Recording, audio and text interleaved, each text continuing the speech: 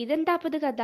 ഒരു കൊട ഉണ്ടാക്കാൻ വേണ്ടിയിട്ടുള്ള പരിശ്രമമായിരുന്നു. ആദ്യത്തെ 2 അറ്റംപ്റ്റും 8 നിലയിൽ പൊട്ടി. ഒന്നിപ്പയച്ചാൽ 3 എന്നുള്ളതുകൊണ്ട് തന്നെ മൂന്നാമത്തേൽ നമ്മൾ വിജയം കൈവരിച്ചു. വെറും 10 മിനിറ്റ് കൊണ്ട് ഉണ്ടാക്കുന്ന സംഭവമാണ് ഞാൻ അരമണിക്കൂർ എടുത്ത് ഉണ്ടാക്കിയത്. ഇനി നമുക്ക് ഉണ്ടാക്കുന്ന പ്രോസസ്സിലോട്ട് പോകാം. ഒരു സമചതുരത്തില് കളർ പേപ്പർ കട്ട് ചെയ്തെടുക്കുക. ഞാനിവിടെ 9 സെന്റിമീറ്റർ ആണ് എടുത്തിട്ടുള്ളത്. അത് ഹാഫ് ആയിട്ട് മടക്കിയിട്ട് അതിന്റെയും ഹാഫ് ആയിട്ട് മടക്കുക.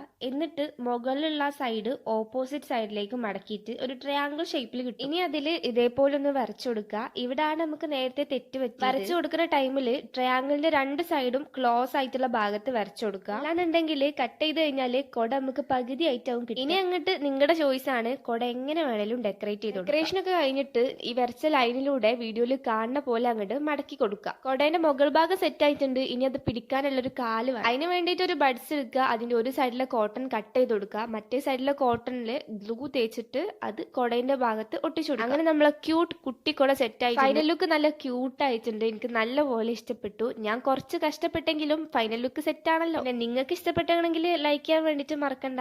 ഇനി ഇതുവരെ സബ്സ്ക്രൈബ് ചെയ്യാത്തവരാണെങ്കിൽ സബ്സ്ക്രൈബ് ചെയ്ത് സപ്പോർട്ട് ചെയ്യാം.